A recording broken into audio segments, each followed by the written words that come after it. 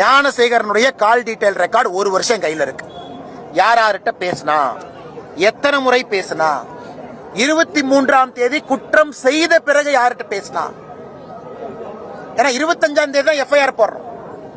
அதை எல்லாம் நான் ஒரு நாள் வெளியிடத்தான் போறேன்.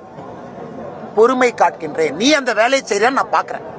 எஸ்ஐடி அந்த வேலையை செய்தா, நீங்க அந்த வேலை இந்த மாதிரி நீங்க அப்படியே ஒரு பத்திரிகை நண்பர்களை இழுத்து அவங்க செல்போன் பத்திரிகை நண்பர்கள்னா நான் எப்படி சிடிஆர் வாங்கணும் அது மாதிரி தான் நீங்களும் எஃப்ஐஆர் வாங்கினீங்க.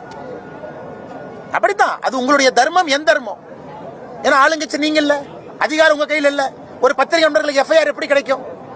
அது லீக் ஆன எஃப்ஐஆர் சுத்தி பத்திரிகை நண்பர்களுக்கு வரும். அப்பதான் பத்திரிகை நண்பர்கள் செய்தி போட முடியும். இன்னைக்கு லீக் ஆன எஃப்ஐஆர் எப்படி பத்திரிகையாளர் செல்போனுக்கு வந்துச்சுன்னா லீக் பண்ணவ யாரு? இன்னைக்கு கேள்வி லீக் பண்ணவ யாருங்கிறதா கேள்வி. இல்ல காவல்துறை ரைட்டரை கூப்பிட்டு இருக்கிறோம், அந்த ஆய்வாளரை போயிருக்கிறோம். இன்னைக்கு ஒரு டிஎஸ்பி அந்த கேஸ்ல இருந்து நான் கேஸை இன்வெஸ்டிகேட் பண்ணி வெளியே போயிருக்கிறேன். அவரை புடிங்கன்னா நீ லீக் ஆன என் செல்போன்ல தான் லீக் ஆன எஃப்ஐஆர் இருக்கு, என்னையும் கூப்பிடு. அந்த எஃப்ஐஆர் படிச்சுட்டு தான் நான் பேசினேன்.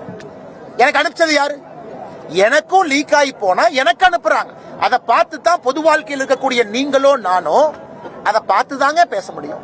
எஃப்ஐஆர் படிக்காம நான் பத்திரிகையாளர் சந்திப்பு நடத்த முடியுமா? அதனால் மறுபடியும் இந்த எஸ்ஐடி அதிகாரிகள் மாநில அரசுக்கு வேண்டுகோள் வைக்கிறேன்.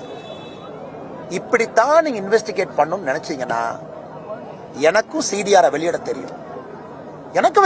தமிழ்நாட்டு மக்களுக்கு 23ஆம் தேதி அந்த குற்ற செயல் செய்த பிறகு அவன் யார்கிட்ட பேசினா சொல்லுவோம்.